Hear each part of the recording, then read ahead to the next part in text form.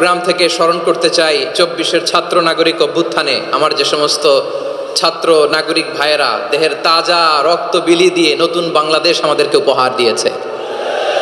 বিশেষ করে আপনাদের এই চট্টগ্রামের শহীদ ফয়সাল, শহীদ ওয়াসিম সহ সকল শহীদকে আল্লাহ তাআলা কবুল করুক, আমরা সবাই পড়ি আমিন। প্রিয় ভাইয়েরা, আমি নগণ্য একজন কোরআনের ছাত্র, এত বিশাল মঞ্চে এত বড় প্ল্যাটফর্মে কথা বলা আমার জন্য সাজে না। তারপরও আমাদের মুরব্বীরা আমাদের ডানে বায়ে বসে আছেন, ওনাদের আদেশক্রমে ওনাদের অনুমতিক্রমে কিছু কথা আজকের এই ঐতিহাসিক প্রোগ্রামে আপনাদের সামনে উপস্থাপন করার চেষ্টা করব। ওমা তৌফিক ইল্লা বিল্লাহ। প্রিয় ভাইয়েরা, 5 দিন ব্যাপী এই তাফসিরুল কোরআনের প্রোগ্রামে অনেক ওলামা হযরত কথা বলেছেন। যারা কোরআন সুন্নাহ থেকে আমাদেরকে কোরআনের কথাগুলো শোনালেন, আমরা যেন সেগুলো আমল করতে পারি, আল্লাহ আমাদেরকে তৌফিক দান করুক। শুরুতে আমাদের নিয়তটাকে খালেস করে নেওয়া দরকার। এই যে গ্যাদারিং, এই যে হিউজ শোডাউন, এগুলো যদি আমাদের নিজেদেরকে পরিবর্তন না করে তাহলে এতে কোনো লাভ নাই। জোরে বলেন ঠিক কিনা? এই প্রোগ্রাম যদি আমাদের জীবনকে পরিবর্তন করে, আমাদের চিন্তার ডিএনএ-কে চেঞ্জ করে দেয়, তাহলেই চট্টগ্রামের প্যারেড ময়দান সার্থক। আসুন আমরা চিন্তাকে খালেস করে নেই।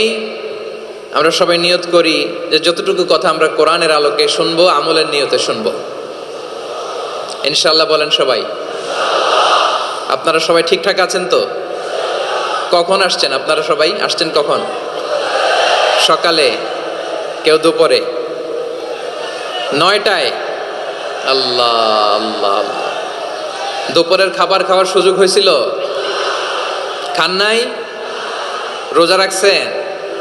আহা, আমি কি দিয়ে বিদায় দেব আমার এই ভাইগুলোরে? আল্লাহ তুমি আমার ভাইগুলোরে কবুল করো। ইসলামের পক্ষের এই গণজোয়ারকে আগামীর বাংলাদেশের ইসলামের জন্য তুমি কবুল করো। যেই ভালোবাসা ইসলামের জন্য হয়, যেই গণজোয়ার কোরআনের জন্য হয়, পৃথিবীর কোনো শক্তি দিয়ে সেটাকে আটকানো যায় না। জোরে বলেন ঠিক কিনা? এজন্য গ্রাজুয়ালি, সিস্টেম্যাটিক্যালি, মেথোডোলজিক্যালি আমাদেরকে আগাতে হবে, শুধু আবেগ দিয়ে নয়। বিবেকেরও দরকার আছে না নাই? প্রিয় ভাইয়েরা, আসুন, আমাদের কথা অনেক বেশি, সময় অনেক কম। আমরা আর কাল বিলম্ব না করে মহাবিশ্বয় মহাগ্রন্থ আল কোরআন আল কারীম থেকে কিছু কথা শুনি। আমি যেই টপিকটা নিয়ে আজকের ঐতিহাসিক চট্টগ্রামের প্যারেড ময়দানের তাফসিরুল কোরআন প্রোগ্রামে আলোচনা করব, সেটা হচ্ছে সূরাতু আন-নাহলের 90 নম্বর আয়াত নিয়ে কিছু কথা আমরা উপস্থাপন করবার চেষ্টা করব ইনশাআল্লাহ। আমার খুতবার শুরুতেই আপনারা মোটামুটি আন্দাজ করে ফেলেছেন যে আমি কি নিয়ে আলোচনা করব, কারণ যে আয়াতটি আমি তেলাওয়াত করেছি এই আয়াতটি প্রায়শই এই ভূখণ্ডে, এই বাংলাদেশে জুমার দিনে খতিব সাহেবরা দ্বিতীয় খুতবার শেষের দিকে পড়ে না? কি কমন পড়ছে? ইন্নাল্লাহা ইয়া'মুরু বিল আদলি ওয়াল ইহসান ওয়া ইতা'i যিল কুরবা ওয়া ইয়ানহা আনিল ফাহশাই ওয়াল মুনকারি ওয়াল বাগি ইয়া'iদুকুম লাআল্লাকুম তাযাক্কারুন। মুখস্থ আছে না সবার? আসুন আমরা এই আয়াতের সরল অর্থ, এর মর্মবাণী, এর সংক্ষিপ্ত তাফসীর সবাই মিলে আজকের এই প্রোগ্রাম থেকে উদ্ধার করার চেষ্টা করি।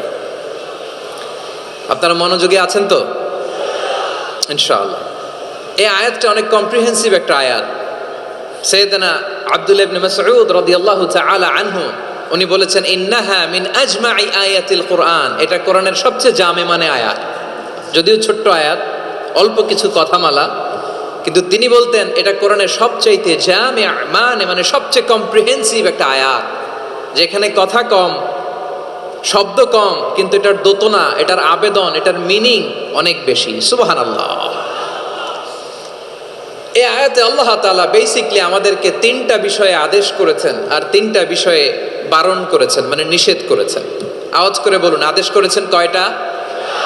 প্রিয় চট্টলার ভাইয়েরা, আমার মতো এই যে 3 আঙ্গুল উঁচু করে বলেন, আদেশ করেছেন কয়টা? আবার নিষেধও কয়টা? মানবো তো আমরা ইনশাআল্লাহ? বলেন সবাই। 3 do's and 3 don'ts, do's and don'ts। 3টা আদেশ, 3টা নিষেধ। এই 3টা আদেশ আর 3টা নিষেধের ভেতরে আল্লাহ তাআলা গোটা ইসলামী শরিয়ার মূল নির্যাসকে ঢুকিয়ে দিয়েছেন। সুবহানাল্লাহ। এই ছোট্ট একটা আয়াতে গোটা ইসলামী শরিয়ার, the gist, the cream of the creams, গোটা ইসলামী শরিয়ার মূল নির্যাসকে আল্লাহ ঢুকিয়ে দিয়েছেন। 3টা আদেশ আর 3টা নিষেধ। আসুন আমরা সরাসরি কোরআন থেকে শুনি, সবাই পড়ুন। আউযু বিল্লাহি মিনাশ শাইতানির রাজীম। বিসমিল্লাহির রহমানির রহিম। ইন্নাল্লাহা ইয়া'মুরু বিল আদলি ওয়াল ইহসানি ওয়া ইতাই যিল কুরবা ওয়া ইয়ানহা আনিল ফাহশাই ওয়াল মুনকারি ওয়াল বাগি يعظكم لعلكم تذكرون। আল্লাহ তাআলা ইরশাদ করছেন, ইন্নাল্লাহা ইয়া'মুরু বিল আদলি ওয়াল ইহসান, নিশ্চয় আল্লাহ তাআলা তোমাদেরকে ন্যায় বিচারের আদেশ দেন, সদাচরণের আদেশ দেন, নিকট আত্মীয়দেরকে দানের আদেশ দেন। আদেশ কয়টা? আওয়াজ করে সবাই বলুন তো কয়টা? নিশ্চয় আল্লাহ তাআলা তোমাদেরকে ন্যায় বিচারের আদেশ দেন, সদাচরণের আদেশ দেন, তিনি তোমাদের নিকট আত্মীয়দেরকে দানের আদেশ দেন, আর তিনি তোমাদেরকে অশ্লীলতা থেকে নিষেধ করেন, মন্দ কাজ থেকে নিষেধ করেন, অবাধ্যতা সীমা লঙ্ঘন থেকে নিষেধ করেন। তিনি তোমাদেরকে উপদেশ দেন যাতে তোমরা শিক্ষা গ্রহণ করো। সুবহানাল্লাহ। উপদেশ দিচ্ছে স্বয়ং কে? তিনটা জিনিসের আদেশ। ইয়া'মুরু বিল আদল, সুবিচার ন্যায় বিচারের আদেশ তিনি দেন। ইহসানের আদেশ দেন, যাতে আমরা ইহসান করি, একে অপরের প্রতি সুবিচার করি, মহানুভবতা দেখায়, অনুগ্রহ দেখায়, আর নিকট আত্মীয়দেরকে যেন আমরা দান করি। এই তিনটা আদেশ তিনি দিয়েছেন। আর কোন তিনটা জিনিস থেকে তিনি বারণ করেছেন? অশ্লীলতা, ফাহশা, মুনকার, মানে সব মন্দ আর অসৎ কাজ, এগুলো থেকে তিনি আমাদেরকে বারণ করেন। ওয়াল বাগি, অবাধ্যতা, সীমা লঙ্ঘন, এই তিনটা কাজ থেকে তিনি আমাদেরকে বারণ করেন। তিনি আমাদেরকে উপদেশ দেন, স্বয়ং আল্লাহ তাআলা আমাদেরকে উপদেশ দেন যাতে করে আমরা শিক্ষা গ্রহণ করি। সুবহানাল্লাহ পড়ে। তাহলে আসুন আমরা ধরে ধরে একটা একটা করে সামনের দিকে আগাই। আল্লাহ তাআলা প্রথমে আমাদেরকে আদেশ দিয়েছেন আদালের। ইন্নাল্লাহা ইয়া'মুরু বিল আদল। আওয়াজ করে বলুন আল আদাল। সবাই পড়ুন আল আদাল। আমরা উর্দু জানি, হিন্দি জানি, অনেকে ইংরেজিও জানি, কিন্তু আরবি শব্দগুলো আমাদের মুখ দিয়ে বেরোতে চায় না। আওয়াজ করে বলুন আল আদাল। মাশাআল্লাহ। ইন্নাল্লাহা ইয়া'মুরু বিল আদল। আল্লাহ তাআলা আমাদেরকে আদলের আদেশ দেন। আদল অনেকে না বুঝলেও আদালত শব্দটা বুঝবেন। আদালত, আদালত, আদালত বুঝেন না? যেখানে বিচার কার্যের ফয়সালা করা হয়, কোর্ট কাচারি আদালত, এটা তো ভেরি কমন। এটা শুনছেন না সবাই? আদালত, যেখানে ন্যায় বিচার হবে, সুশাসন হবে। কিন্তু ভাগ্যের কি নির্মম পরিহাস, ওখান থেকে মিথ্যা সাক্ষী দিয়ে মনমতো রায় দিয়ে দেয়া হয়। এগুলোর পরিবর্তন হওয়ার দরকার আছে না নাই? প্রিয় ভাইয়েরা, আদালত, আল আদ, ইংরেজিতে বলে জাস্টিস, ন্যায় বিচার, সুবিচার, সুশাসন, জাস্টিস, আল আদাল, সব জায়গায় এই জাস্টিস থাকা দরকার। Justice should be prevailed in the society. The mission of all prophet was to uphold the justice. সব নবীর মিশন ছিল এই জাস্টিসকে, আদালকে, সুশাসন আর সুবিচারকে নিশ্চিত করা। পড়েন সুবহানাল্লাহ। And the core message of every divine scripture was to uphold justice. পৃথিবীর সব আসমানি কিতাবের মূল শিক্ষা ছিল এই জাস্টিসকে সমাজে এনশিওর করা, সুবিচার, সুশাসনকে এনশিওর করা। তাহলে প্রিয় ভাইরা, আমরা বুঝতে পারলাম আল আদ শব্দের মানে হচ্ছে ইনসাফ বা সুবিচার বা ন্যায় বিচার। এটা হচ্ছে একটা general meaning, very general meaning. আপনি যদি ইন ডেপথ বুঝতে চান, আরো ভেতরে যান, তাহলে আদাল মানে হচ্ছে সমন্বয়, আদাল মানে হচ্ছে ভারসাম্য, ব্যালেন্স। আদাল মানে হচ্ছে মধ্যম পন্থা। সুবহানাল্লাহ পড়েন। কারণ সব সময় সমান সমান হইলেই সুবিচার হয় না। কথা কি বুঝতেছেন? ইসলামের দ্য কনসেপ্ট অফ আদাল, এটা এমন আদাল, এটা সব সময় সমান সমান নয়। যখন সমান সমান দেয়া দরকার, ইসলাম সমান সমান দেয়। যখন ব্যালেন্স করা দরকার, চেক এন্ড ব্যালেন্স, সমন্বয়, ভারসাম্য করা দরকার, তখন ইসলাম ভারসাম্য করে দেয়। এটার নাম আদাল। সুবহানাল্লাহ। সহজ করে আপনাদেরকে বুঝাই। যেমন ধরুন, একটা পরিবারের 3 জন সদস্য, স্বামী, স্ত্রী আর সন্তান।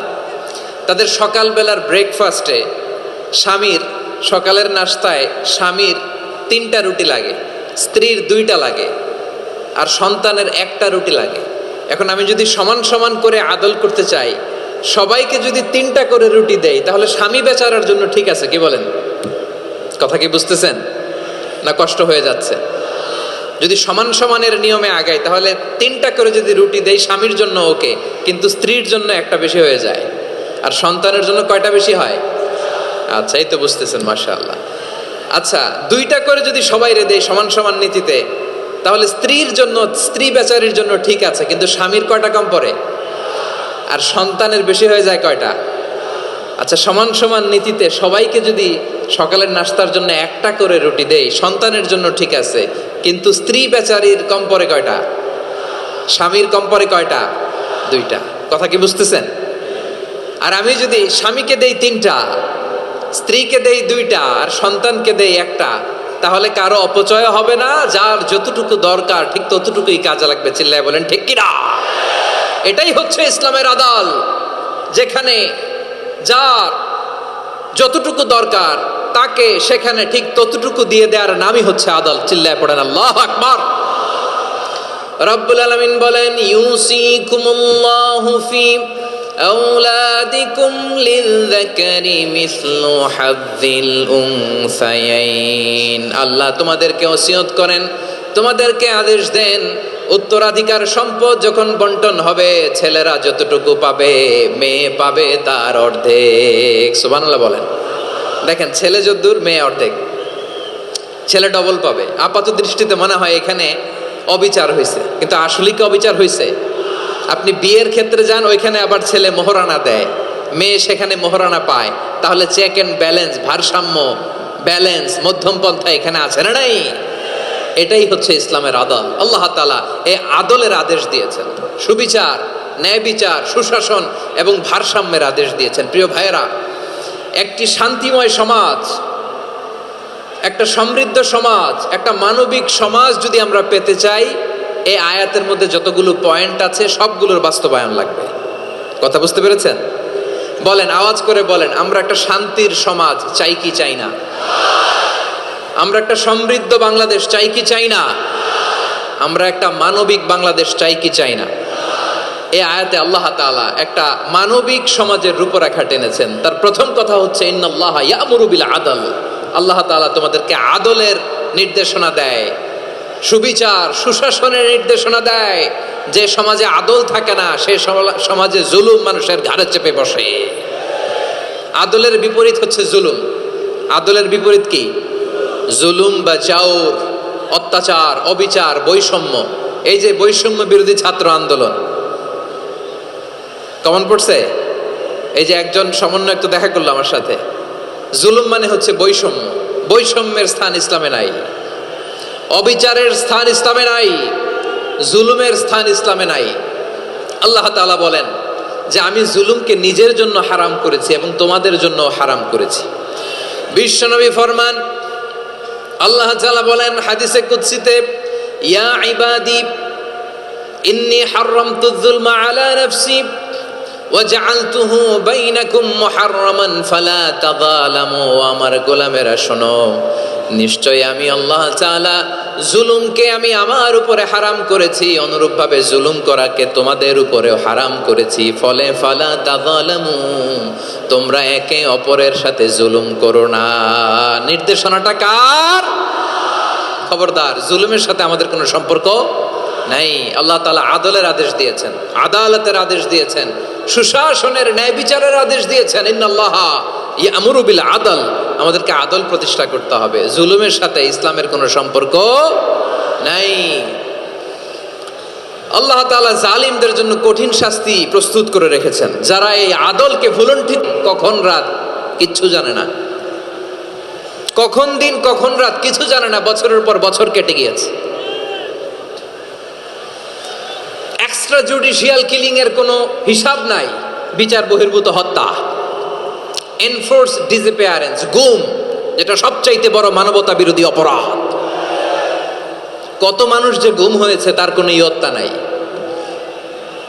যেই ফ্যামিলির সদস্য গুম হয়েছে তারা কি ওই লোকটার জন্য মাগফিরাতের দোয়া করবে নাকি সুস্বাস্থ্যের দোয়া করবে তারা নিজেরাও জানতো না, কারণ জানে না ও বেঁচে আছে না মরে গেছে। আহা, বিডিআর নওজোয়ানদের যারা ছাড়া পেল দেখলাম বিনা অপরাধে, কোনো অন্যায় ছাড়া অপরাধ ছাড়া তাদের জীবন থেকে, তাদের তারুণ্যের, তাদের যৌবনের 15 বছর 16 বছর 17 বছর নাই, 6 মাস বয়সের ছোট বাচ্চাকে রেখে জেলে গেছে। 6 মাসের মেয়ে বেরোয় দেখে মেয়ের বয়স 17 বছর। মেয়ে বাবারে চিনে না, বাবা মেয়েরে চিনে না। মেয়েকে এখন বিয়ে দিয়ে আরেক ছেলের হাতে তুলে দিবে। মেয়ের শৈশব বাবা দেখে নাই, মেয়ের কৈশোর বাবা দেখে নাই, মেয়ের তারুণ্য দেখে নাই। আরেক যুবককে দেখলাম 14 দিনের সংসার, 2 সপ্তাহের সংসার শেষে জেলে গেছে। কত যুবকের যে স্ত্রী চলে গিয়েছে ফ্যামিলি ছেড়ে, কারণ জানে না তো কবে আসবে, কি হবে, কেউ জানতো না। দাম্পত্য জীবনের মাত্র 14 দিনের স্মৃতি, এই স্মৃতিকে আঁকড়ে ধরে এক বোন 16টা বছর 17টা বছর কাটিয়ে দিয়েছে। আমি নিউজটা দেখে ভাবলাম আমার এই বোনের প্রতিটি দিন কিভাবে কেটেছে, প্রতিটি রাত কিভাবে কেটেছে, প্রতিটি ক্ষণ কিভাবে কেটেছে। বিশ্বনবী বলেছেন, ইত্তাকি দাওয়াতাল মাজলুম ফাইন্না লাইসা বাইনাহু ওয়া বাইনাল্লাহি হিজাব। মাজলুমের কান্নাকে ভয় করো, কারণ মাজলুমের কান্না আর আল্লাহর মাঝে কোনো পর্দা থাকে না। আমরা আর এরকম কোন জুলুম বাংলাদেশে দেখতে চাই না, জোরে বলেন ঠিক কিনা? আর কেউ নতুন করে জালিম হোক আপনারা চান? আবার নতুন করে কেউ ফ্যাসিস্ট হোক আপনারা চান? এক দল আরেক দলকে নিশ্চিহ্ন করার রাজনীতিতে মেতে উঠুক, এটা আপনারা চান? আমরা বাংলাদেশকে আদল দিয়ে সাজাতে চাই। আমরা এই 56,000 বর্গ মাইলের প্রতিটা ইঞ্চি মাটিকে কোরআনের আইন দিয়ে সাজাতে চাই। রাজি আছেন আপনারা? কারা কারা রাজি দেখান হাত তুলে আল্লাহকে।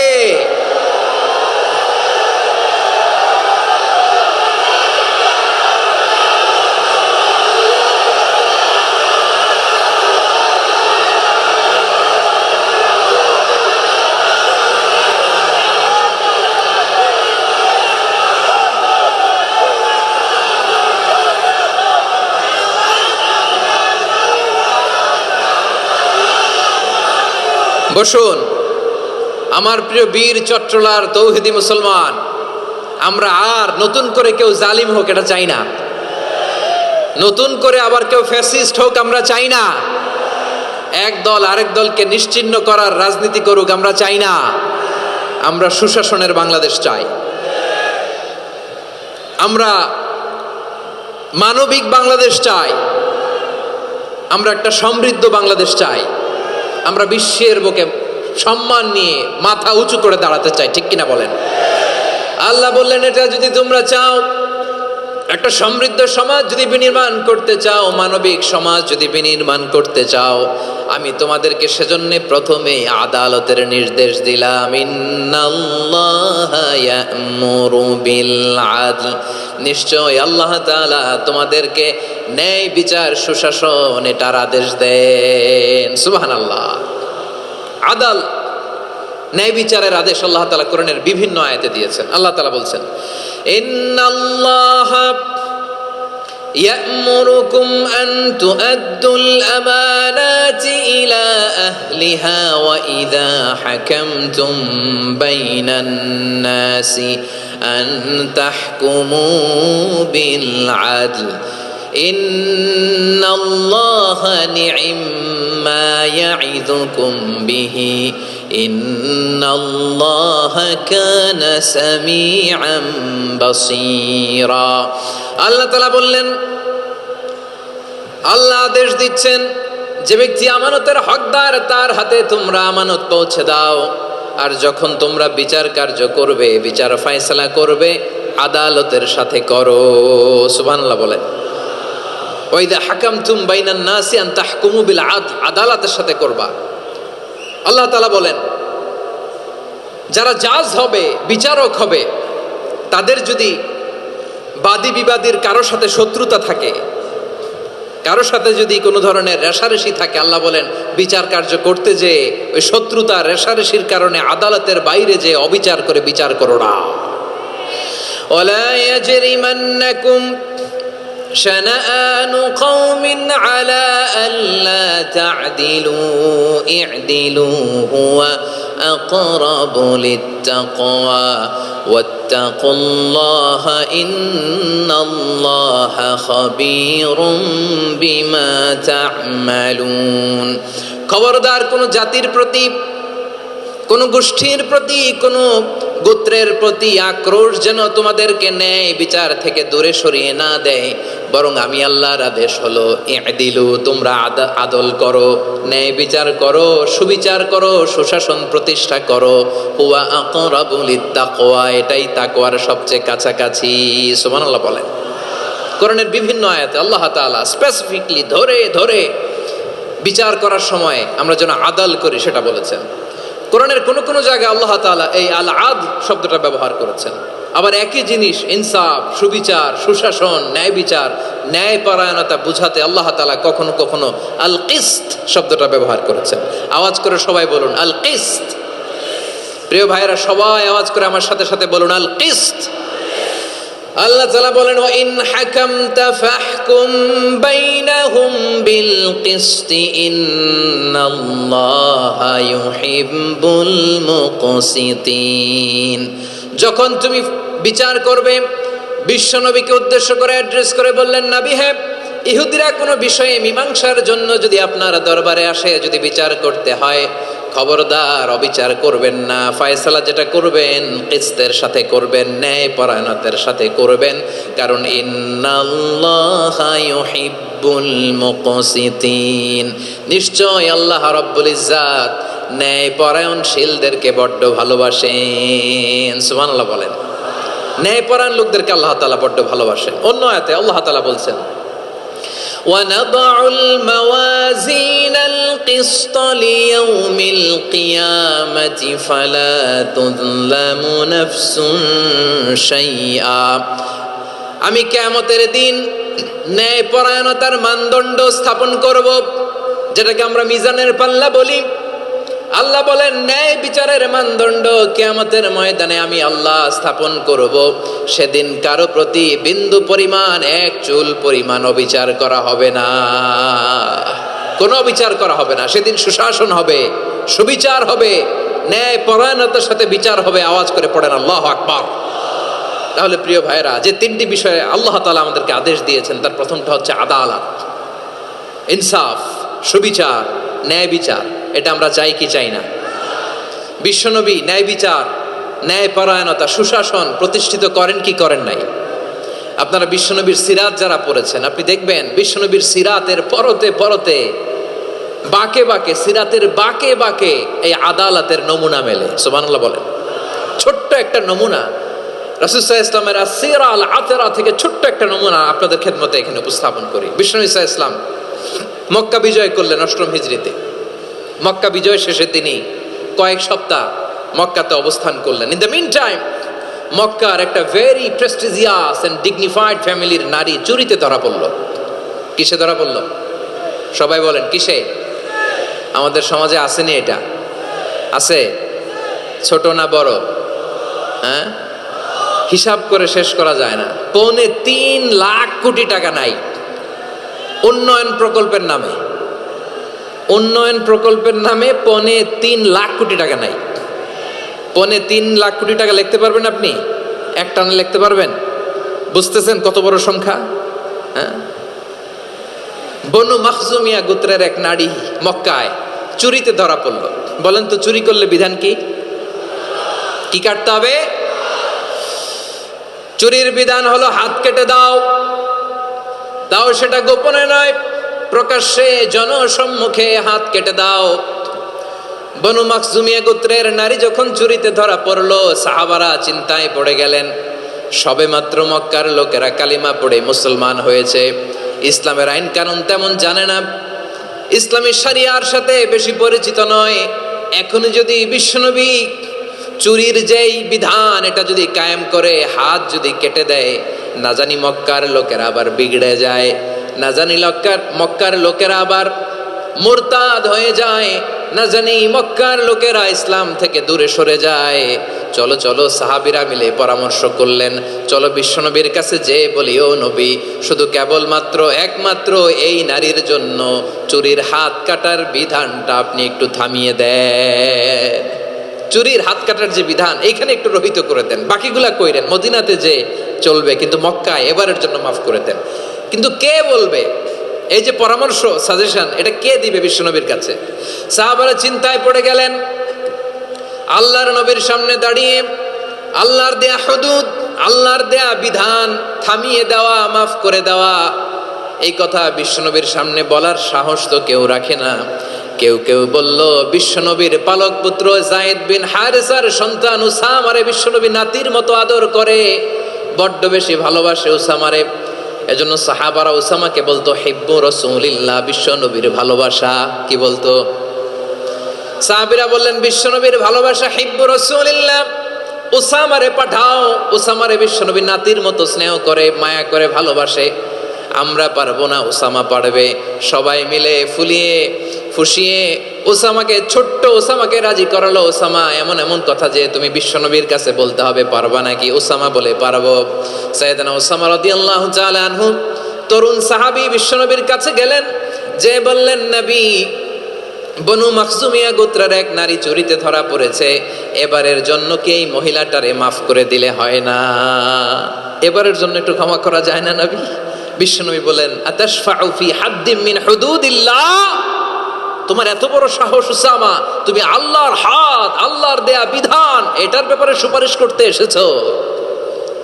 তোমরা কি জানো তোমাদের আগে যত কওম, যত গোত্র, যত জনপদ ধ্বংস হয়েছে তার কারণ ছিল তাদের মধ্যে গরিবরা অন্যায় করলে তারা বিচার করত, আর ধনীরা অন্যায় করলে তারা মাফ করে দিত। খবরদার! ওয়া আইমুল্লাহ লাউ আন্না ফাতিমাতা বিনতি মুহাম্মাদিন সারাকাত লাকাতা মুহাম্মাদুন ইয়াদাহা। বিশ্বনবী বললেন, ওরে উসামা, বানু মাখজুমিয়ার ওই প্রেস্টিজিয়াস এন্ড ডিগনিফাইড ফ্যামিলির মেয়ে তো দূর কি বাত, অনেক দূরের কথা। জেনে রেখো উসামা, আমার কলিজার টুকরা, নয়নের পুটুলি ফাতেমাও যদি মক্কার জমিনে আজকে এই চুরির দায়ে ধরা পড়তো, আমি বিশ্বনবী মুহাম্মাদুর রাসূলুল্লাহ ধরে ফাতেমার ডান হাতটা কেটে দিতে এক বিলম্ব দেরি করতাম না। ইন্নাল্লাহা ইয়া'মুরু বিল আদল, আমাদেরকে জাস্টিস শিখায়। পশ্চিমারা আমাদেরকে ইনসাফ শিখায়, আমাদেরকে সুশাসন শিখায়। আর ইনসাফ, সুশাসন, ন্যায় বিচার, সুবিচার, জাস্টিস কারে বলে বিশ্বনবীর বায়োগ্রাফি থেকে জেনে নাও। এই ছিল বিশ্বনবী সাল্লাল্লাহু আলাইহি ইসলামের আদালতের নমুনা। আপনি যদি সাইয়েদনা ওমর ফারুকের জীবনের দিকে তাকান, এমন কঠোর, এমন বীর সেনানী ছিলেন। সাইয়েদনা ওমর ফারুক যদি রাস্তার এই মাথা দিয়ে হাঁটা শুরু করতেন, শয়তান ওমর ফারুককে দেখলে ওই রাস্তা রেখে দিয়ে অন্য রাস্তা দিয়ে হাঁটতো। সুবহানাল্লাহ। ওমর ফারুক রাদিয়াল্লাহু তাআলা আনহু কি পার্সোনালিটি ছিল, কি পার্সোনালিটি! আমাদের এলাকায় ছোট বাচ্চারা রাতে ভাত খেতে চায় না, আমার মেয়েটাও খেতে চায় না। এটা দিব, ওইটা দিব। আজকে মাহফিলে আসার সময় বলে দিছে লিস্ট করে, এটা আনতে হবে। তো ছোট্ট বাচ্চাদের অনেক বায়না থাকে, ওরা রাতে খেতে চায় না। তো মায়েরা বিভিন্ন ভয় দেখায়, এই বাঘ আসবে, বাঘ আসবে খাও, এই ভূত আসবে, ভূত আসবে খাও। আপনারা কি বলেন চট্টগ্রামে? কি আসবে? হ্যাঁ, ভূত, ভূত, ভূত আসবে, বাঘ আসবে, খাও খাও খাও, তাড়াতাড়ি খাও। তো বাচ্চারা এগুলো শুনে ভয়ে খেতে শুরু করে। মদিনার জমিনেও একই ঘটনা ঘটতো। মদিনার ছোট্ট ছোট্ট সোনামণিরা খেতে চাইতো না। তো মায়েরা বলতো, হা হুয়া ইয়াতি উমর, হা হুয়া ইয়াতি উমর, ওই যে উমর আসতেছে, উমর। ওমরে ফারুকের কথা শুনলে বাচ্চারা একেবারে ঠান্ডা। সুবহানাল্লাহ পড়বেন না? প্রভু তুমি বলেছ রাসূল দেবে না, বলনি দেবে না ওমর, বলনি দেবে না হামজা তারিক, খালিদ বিজয় সমর। প্রভু তুমি বলেছ রাসূল দেবে না, বলনি দেবে না ওমর, বলনি দেবে না হামজা তারিক, খালিদ বিজয় সমর। প্রভু তুমি বলেছ রাসূল দেবে না। আল্লাহু আকবার। ওমরে ফারুক রাদিয়াল্লাহু তাআলা আনহু, ওনার কথা শুনলে গায়ের মধ্যে গুজবাম হয়, গায়ের পশমগুলো দাঁড়িয়ে যায়। সুবহানাল্লাহ বলেন। কি পার্সোনালিটি ছিল, কি ব্যক্তিত্ব ছিল। মুনাফিকরা ওমরে ফারুককে জমের মতো ভয় পেতেন। শয়তান, খুদ শয়তান এই রাস্তা দিয়ে আসলে শয়তান অন্য রাস্তা দিয়ে হাঁটতো। ওমরে ফারুক রাদিয়াল্লাহু তাআলা আনহুর জীবনে যদি দেখেন, তাহলে সেখানে আপনি আদালতের, ইনসাফের, সুশাসনের, জাস্টিসের নমুনা দেখতে পাবেন। কয়টা শুনবেন? সাইয়েদনা ওমরে ফারুকের রাদিয়াল্লাহু তাআলা আনহুর সন্তান আব্দুর রহমান মিশরে মদ খেয়ে মদ্যপ অবস্থায় ধরা পড়েছে। মদ খাওয়ার কারণে, মদ যদি কেউ পান করে আর যদি প্রমাণিত হয়, তার বিচার হলো 80 বেত। আওয়াজ করে বলেন কয় বেত? বাংলাদেশেও তো এই আইন আছে নাকি? বাংলাদেশে আছে? হ্যাঁ, মদ খাইলে 80 বেত, এই আইন বাংলাদেশে চালু হোক। আমরা চাই কি চাই না? চাই সবাই। এজন্যই তো ইসলাম ভাল লাগে না। ইসলামকে ভাল লাগে না। ইসলামকে আউট করে রাখতে পারলেই তো এরকম বড় বড় বোতল খাওয়া যায়। একেবারে সহজ, পানির মতো সহজ হিসাব, একেবারে সহজ। ওমরে ফারুক রাদিয়াল্লাহু তাআলা আনহুর ছেলে ভুল করে মদ পান করে ফেলেছিলেন। আব্দুর রহমান, ঘটনা ঘটেছে মিশরে। মিশরের গভর্নর তখন আমর ইবনুল আস রাদিয়াল্লাহু তাআলা আনহু। আব্দুর রহমানের ভাই যে গভর্নরকে বলল, গভর্নর যদি একটু দয়া করেন, খলিফার ছেলে আমার ভাই আব্দুর রহমান মদ্যপ অবস্থায় ধরা পড়েছে, জনসম্মুখে যদি আপনি বেত্রাঘাত করেন আমাদের প্রেস্টিজ থাকে না। যদি 80 বেত আপনি মারেন আমার কোনো কথা নাই, কিন্তু ঘরের ভেতরে মারেন। আব্দুর রহমানের ভাইয়ের সুপারিশ শুনে সাইয়েদনা আমর ইবনুল আস রাদিয়াল্লাহু তাআলা আনহু রাজি হয়ে গেলেন। ঘরের ভেতরে লোকচক্ষুর আড়ালে 80 বেত তিনি মানলেন। কিন্তু ঘটনাক্রমে এই কথা লুকিয়ে লুকিয়ে ঘরের ভেতরে 80 বেত মারার কথা সাইয়েদনা ওমর ফারুক মদিনা থেকে জানতে পারলেন। মদিনা থেকে তিনি ফরমান জারি করলেন, এই বিচার যেমনটি আমর ইবনুল আস আদায় করেছে, এটা প্রকৃতপক্ষে আদায় হয় নাই। আসো সবাই মদিনায় আসো, আমর ইবনুল আস মদিনায় আসো, আব্দুর রহমানও আসো, সবাই আসো, জনসম্মুখে এই বিচার কার্যকর করতে হবে। সাইয়েদনা ওমর ফারুক মসজিদে নববীর পিলারের মধ্যে নিজের ছেলেকে বাঁধলেন, আবার জনসম্মুখে 80টা বেত তার গায়ের মধ্যে মারলেন। মাজমুয়ে ফাতাওয়া ইবনে তাইমিয়া রাহিমাহুল্লাহ উনি এটা নকল করেছেন। এটা সবচেয়ে বিশুদ্ধ মত। আরো অনেক মত আছে, মারা গেছে কবরের উপর, ওগুলো বাদই দিলাম। কেমন খলিফা ছিলেন, কেমন খলিফা! পশ্চিমারা তোমরা জাস্টিস আমাদেরকে শেখাও, ইনসাফ কারে বলে, সুশাসন আমাদেরকে তোমরা শিখাও।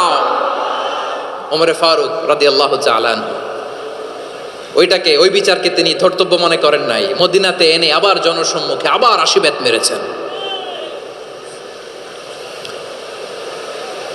মিশরে ওমরে ফারুক রাদিয়াল্লাহু তাআলা আনহু আমর ইবনুল আসকে গভর্নর করে পাঠালেন।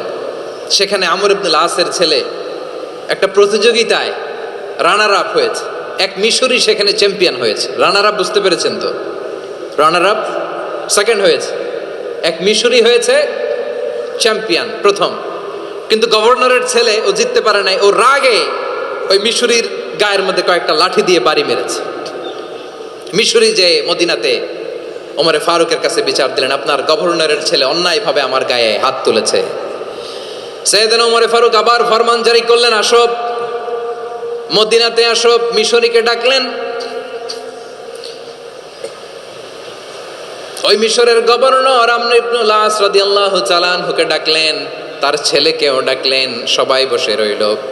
আমর ইবনুল আস রাদিয়াল্লাহু তাআলা আনহু মাথা নিচু করে বসে আছেন, লজ্জায় কাচুমাচু। হায় হায়, আজকে আমার ছেলের কারণে আমিরুল মুমিনিন খলিফাতুল মুসলিমিন ওমরে ফারুকের কাছে আমি জনসম্মুখে লজ্জিত হচ্ছি। সাইয়েদনা ওমরে ফারুক বললেন, এই নাও লাঠি। গভর্নরের ছেলে তোমার মাথার মধ্যে যতগুলো বাড়ি মেরেছে, আজকে জনসম্মুখে তুমি অতগুলা বাড়ি মারো। মিশরি বলে, থাক, আপনি যে ডেকে আনছেন সবার সামনে এটা বলছেন, এতেই আমি খুশি। আল্লাহু আকবার। আপনার মহানুভবতা দেখে আমি খুশি, আর অপমানের দরকার নাই। ওমরে ফারুক বলে, না, খবরদার, এই কথা মিশরি তুমি বলো না, মারো, যতগুলা বাড়ি মেরেছে মারো। বাধ্য হয়ে মিশরি আমর ইবনুল আসের সামনে ওনার কলিজার টুকরা সন্তানের মাথার মধ্যে বাড়ি মারতে আরম্ভ করলেন। ঠিক যতগুলা বাড়ি গভর্নরের ছেলে আমর ইবনুল আসের ছেলে মিশরীর গায়ে মেরেছিল, মাথায় মেরেছিল, মিশরী গুনে গুনে ততটা মারলেন। এই দৃশ্য দেখে ওমরে ফারুক রেগে মেগে আগুন, রাগের চোটে রাগ সামলাতে না পেরে আর নিজেকে সামলাতে না পেরে মিশরীরে বললেন, ছেলেরে মারা শেষ হয়ে গেলে এবার বাবার টাক মাথার মধ্যে কয়েকটা বাড়ি মার। রাগের চোটে, আউট অফ অ্যাঙ্গার, রাগের চোটে যে আমার পাঠানো গভর্নর আমর ইবনুল আস তার ছেলেকে কেন আদব তারবিয়া কেন শিক্ষা দিতে পারে না। ছেলেরে মারা হইলে এবার আমর ইবনুল আসের মাথার মধ্যে দুইটা মারো। এটা রাগে বলেছেন, এটা শাস্তি হিসেবে না। সুবহানাল্লাহ পড়ে। তোমরা আমাদেরকে সুশাসন শিখাও, আমাদেরকে সুশাসন শিখাও। বিশ্বনবী বলেন আদল এটা যেন তেন বিষয় না, এটা দিয়েই মানবিক সমাজ গড়তে হবে। আল্লাহ তাআলা কিয়ামতের কঠিন ময়দানে যেদিন স্বামী স্ত্রীকে চিনবে না, স্ত্রী স্বামীকে দেখে পালিয়ে যাবে, বন্ধু বন্ধুরে চিনবে না, পীর সাহেব মুরিদরে চিনবে না, মুরিদ পীর সাহেবরে চিনবে না, দলের কর্মী তার নেতারে চিনবে না, নেতা তার কর্মীরে চিনবে না, বন্ধু বন্ধুরে দেখে পালাবে। এই কঠিন মুহূর্তে সূর্যটা মাথার কাছে চলে আসবে, জমিনটা তামার জমিন হবে। আজকের জমিনের মতো নয়, মানুষ ঘর্মাক্ত ক্লান্ত শ্রান্ত মাথার মগজগুলো কানের ছিদ্র আর নাকের ছিদ্র দিয়ে বেয়ে বেয়ে পড়বে। বিশ্বনবী ফরমান কিয়ামতের ওই কঠিন ময়দানে 7 শ্রেণীর ব্যক্তিকে রব্বুল আলামিন তার আরশের নিচে ছায়া দিবেন।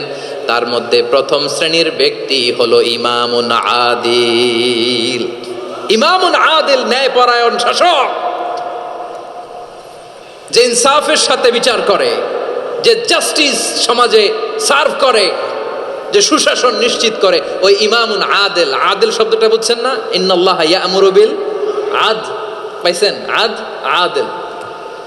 7 শ্রেণীর ব্যক্তিকে আল্লাহ তাআলা সুশীতল আরশের নিচে ছায়া দিবেন, যেদিন তার দেয়া ছায়া ছাড়া কোনো ছায়া থাকবে না। এর প্রথম হচ্ছে ইমামুন আদিল, ন্যায়পরায়ণ শাসক। চিল্লায় বলেন সুবহানাল্লাহ।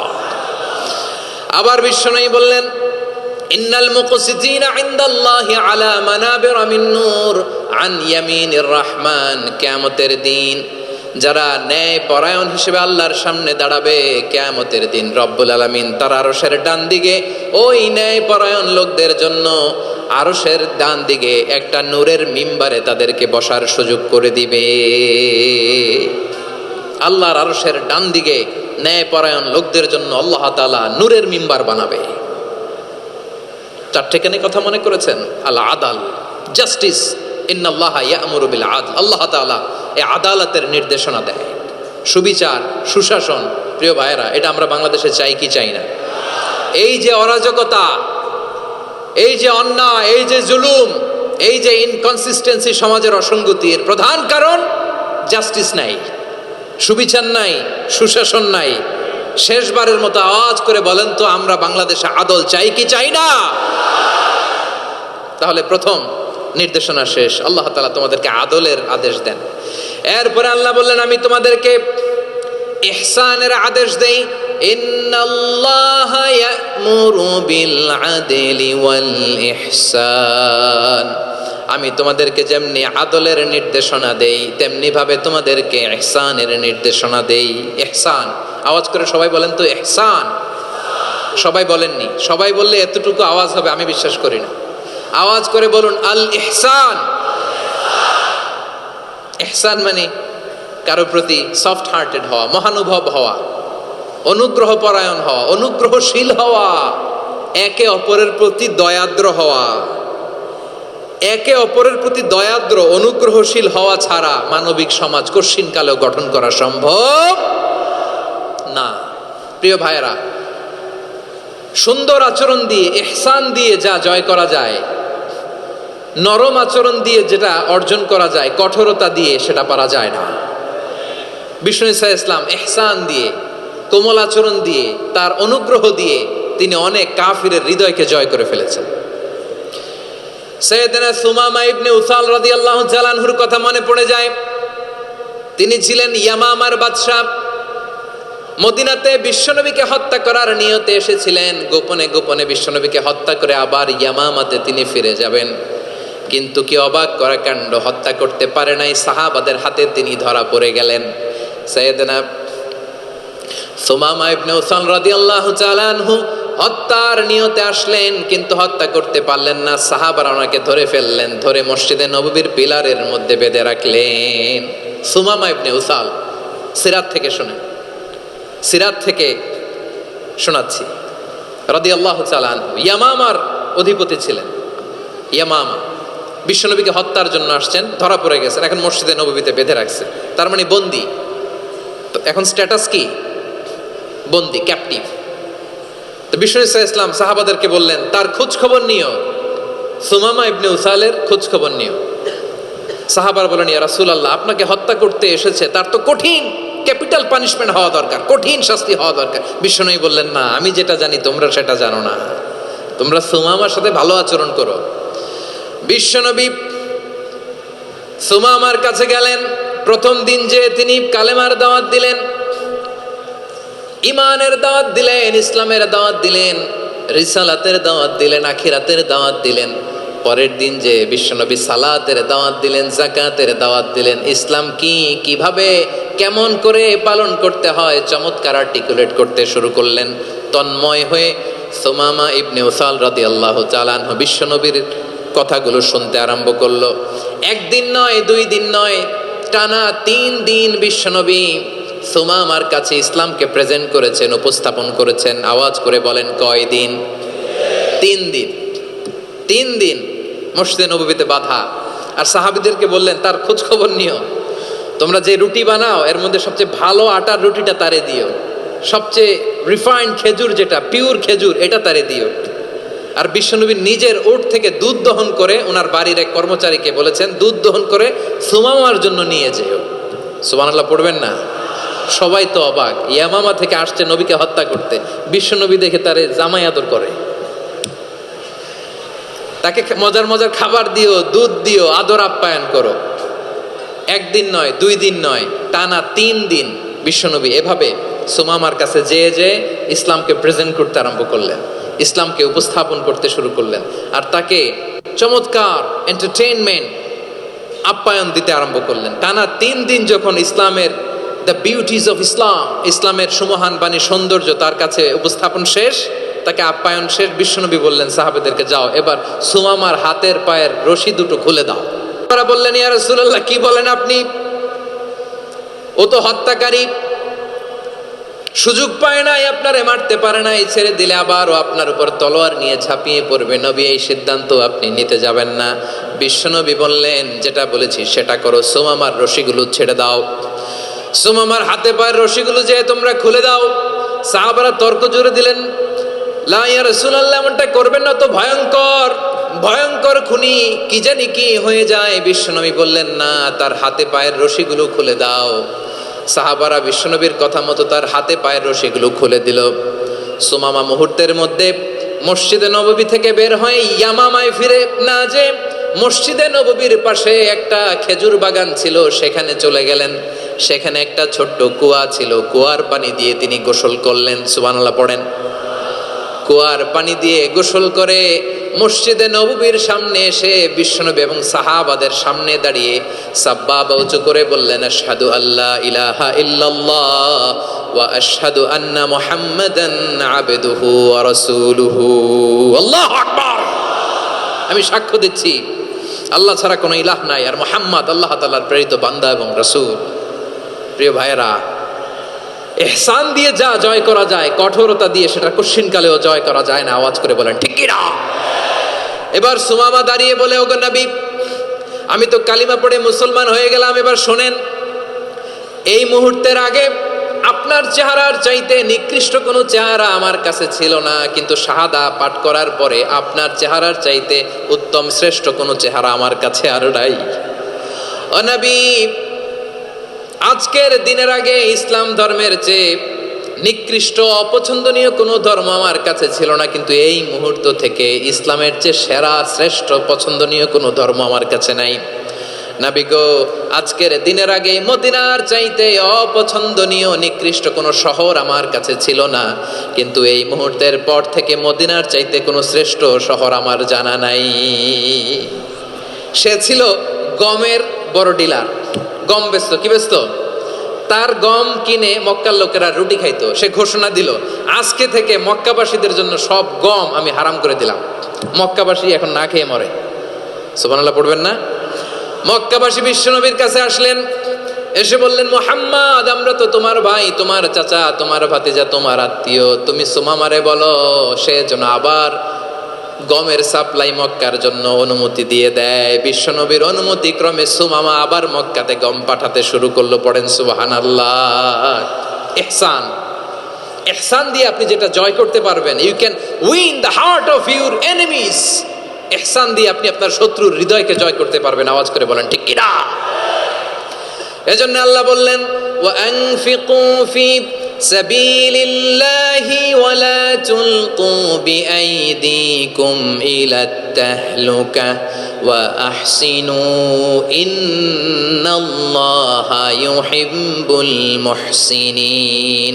তোমরা আল্লাহর রাস্তায় দান করবে আর নিজেরা নিজেদেরকে ধ্বংসের হাতে ঠেলে দিও না। তোমরা একে অপরের প্রতি ইহসান করবে, কারণ ইহসানকারীদেরকে আল্লাহ বড্ড ভালোবাসেন। সুবহানাল্লাহ পড়েন। আবার সূরা রহমানে আল্লাহ বললেন, হাল জাযাউল ইহসানি ইল্লাল ইহসান ফাবিআইয়ি আলা, সবাই পড়েন, ফাবিআইয়ি আলাই রাব্বিকুমা তুকাযযিবান। ইহসানের প্রতিদান হিসেবে ইহসানি হয়। বিশ্বনবী সুমামার প্রতি যেমন ইহসান করেছেন, সুমামাও ঠিক তেমন ইহসান ফিরিয়ে দিয়েছে। ঠিক কিনা বলেন? তাহলে এক নম্বরে হচ্ছে আদ, ন্যায় বিচার। দুই নম্বরে সবাই বলেন ইহসান, সদাচরণ। ইহসান দুই ধরনের প্রিয় ভাইরা, ইহসান ফিল ইবাদা, ইহসান ফিল মুআমালা। ইহসান ফিল ইবাদা হচ্ছে একাগ্র অনুভবে ইবাদতে ডুব দেওয়া, এর নাম ইবাদতের ইহসান। সুবহানাল্লাহ পড়ে। বিশ্বনবী বলেন ইহসান মানে কি জানো নাকি? হাদিসে জিবরিলে সাইয়েদনা জিবরিল আলাইহিস সালাম বিশ্বনবীকে বললেন, আখবিরনি আনিল ইহসান। নবী আমাদেরকে বলেন ইহসান মানে কি? বিশ্বনবী বললেন, আনতা আবুদাল্লাহা কাআন্নাকা তারাহু ফাইন লাম তাকুন তারাহু ফাইন্নাহু ইয়ারাক। ইহসান মানে হলো এমন ভাবে তুমি আল্লাহর সামনে নিজেকে উজাড় করে ইবাদত করবে, তুমি ভাববে তুমি আল্লাহকে দেখতে পাচ্ছ। আর এটা যদি ভাবা তোমার জন্য কঠিন হয়ে যায়, অন্তত এতটুকু তুমি ভাববা যে আল্লাহ তোমাকে দেখতে পাচ্ছেন। ঠিক কিনা বলেন? ও আমার বীর চট্টলার ভাইয়েরা, কেউ যেটা দেখে না সেটা দেখে কে? এই বিশ্বাস হৃদয়ের মধ্যে আছে? নামাজে যখন দাঁড়ান এই ফিলিংসটা আনা যাবে? হ্যাঁ, এশার সালাত তো এখনো হয় নাই না? আলোচনা শেষে এশার সালাত এখানে অনুষ্ঠিত হবে, তাই না? আচ্ছা বলুন তো, আমরা এশার সালাত পর্যন্ত বেঁচে থাকবো এই গ্যারান্টি আছে কার কার? হাত তোলেন। কয়েকজন হাত তুলছে পেছনে, না বুঝে তুলে ফেলছে। এশা পর্যন্ত যে আমরা হায়াত পাবো কোনো গ্যারান্টি আছে? সবাই আওয়াজ করে বলেন, গ্যারান্টি আছে? গ্যারান্টি নাই। এই জন্য বিষ্ণু ইসলাম বলেছে, এমন ভাবে নামাজে দাঁড়াও, ইবাদত করো, মনে করো হতে পারে এটাই আমার জীবনের শেষ নামাজ। পারফর্ম দ্য সালাহ as if this is your last and final prayer. এমন ভাবে সালাতে দাঁড়াও, ভাবো হতে পারে এটাই তোমার জীবনের শেষ নামাজ। এমন ভাবে নামাজে দাঁড়াও, ভাবো এটাই শেষ নামাজ। তাহলে নামাজে একাগ্রতা বাড়ায় দিবে কে? ফলে ইবাদতের ইহসান আমাদের অর্জিত হবে। আর মুআমালাতে ইহসান হলো, বিশ্বনবী বলেন, ইন্নাল্লাহা তাবারাকা ওয়া তাআলা কাতাবাল ইহসানা আলা কুল্লি শাই ফাইদা কাতালতুম ফাআহসিনুল কিতলা ওয়া ইযা যাবাহতুম ফাআহসিনুয যাবহা ওয়ালিউহিদ্দা আহাদুকুম শাফরাতাহু ওয়ালিউরিহ যাবিহাতাহু। ইহসান দুই ধরনের। আওয়াজ করে বলতে হবে, কয় ধরনের? সবাই বলুন আওয়াজ করে, কয় ধরনের? একটা হচ্ছে ইহসান ফিল ইবাদা, ইবাদতে ইহসান। ইবাদতে ইহসান কি? একাগ্র অনুভব দিয়ে ইবাদত করা, মন প্রাণ দিয়ে ইবাদত করা। আর মুআমালাতে ইহসান কি? সব কাজে, দৈনন্দিন কাজে, কর্মে, সামাজিক অ্যাক্টিভিটিতে কোমলতা প্রদর্শন করা, অনুগ্রহের সাথে সবকিছু করা। আল্লাহ তাআলা, ইন্নাল্লাহা তাবারাকা ওয়া তাআলা কাতাবাল ইহসানা আলা কুল্লি শাই, তিনি সব কিছুর ব্যাপারে ইহসানকে আবশ্যক করেছেন, সবকিছুতে। মুমিনের সব কাজে ইহসানের পরশ থাকবে। ওয়াইদা কাতালতুম ফাহসিনুল কিতলা, বিষ্ণুই বলেন তুমি যখন কাউকে হত্যা করো ইহসানের সাথে করো। সুবহানাল্লাহ পড়বেন না? যখন হত্যা করো তখনও ইহসানের সাথে। আচ্ছা হত্যা করবো আবার ইহসান আসবে করতে করে তো মেরেই ফেলবো আমি। আল্লাহ, ও ভাই একজন খুন করেছে, খুনি রাষ্ট্রীয় আইনে তার শাস্তি হয়েছে ডেথ পেনাল্টি, মৃত্যুদণ্ড। এখন মৃত্যুদণ্ড দেখে আপনি যেমনি মন চায় তেমনি মারবেন লোকটারে? ওর নাক কেটে ফেলতে পারবেন? ওর কান কাটতে পারবেন? ওর চোখ উপড়ে ফেলতে পারবেন আপনি? যেমন মন চায় তার অঙ্গহানি করা যাবে না। ইহসানের সাথে তাকে হত্যা করো। সুবহানাল্লাহ, this is Islam, this is the true essence of Islam. ওয়াইদা যাবাহতুম ফাহসিনু যাবহা, যখন জবাই করবে তখনও ইহসানের সাথে জবাই করো। করব জবাই, ওইখানেও নাকি ইহসান। আচ্ছা কুরবানির দিন আমরা পশুগুলোরে কি করি বলেন সবাই আওয়াজ করে? জবাই। জবাই মানে তো এটার মেরেই ফেলতেছি, একটু পরে তো টুকরো টুকরো করে গোশতগুলো খাবো, এটা তো খাবো, এটা তো মেরেই ফেলবে। বিষ্ণু বলে না, জবাইয়ের মধ্যেও মুমিনের জবের ভেতরেও ইহসানের পরশ থাকা চাই।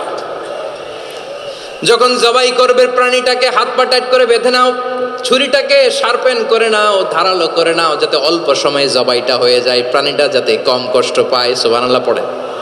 দিস ইজ কল্ড ইহসান। ইহসান আল্লাহ তাআলা যেমনি আদলের আদেশ করেছেন, ন্যায় বিচার জাস্টিস এনশিওর করতে বলেছেন, সমাজে ইহসানের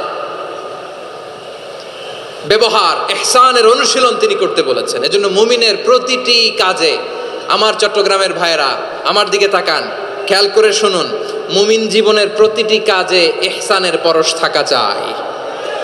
আমরা যেন আমাদের পরিবারের প্রতি ইহসান করি, আমরা যেন আমাদের কর্মচারীদের প্রতি ইহসান করি, আমরা যেন আমাদের কলিগদের প্রতি ইহসান করি, আমরা যেন আমাদের ভাইদের প্রতি ইহসান করি। মুমিন জীবনের প্রতি কাজে ইহসানের পরশ থাকার দরকার আছে না নাই? কথা বুঝতে পেরেছেন?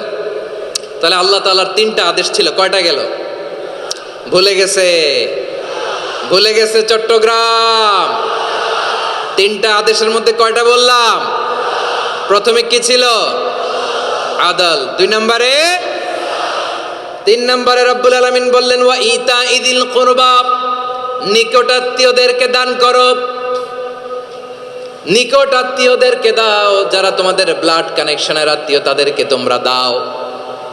এখানে জেনারেলি বললেন দাও, কি দিব সেটা তিনি এখানে বলেন নাই, সেটা তিনি সূরাতুল ইসরার মধ্যে বলেছেন। আল্লাহ বলেন ওয়া আতিদাল কুরবা হাক্কা, নিকট আত্মীয়দেরকে তাদের অধিকার, তাদের প্রাপ্য তোমরা বুঝিয়ে দাও।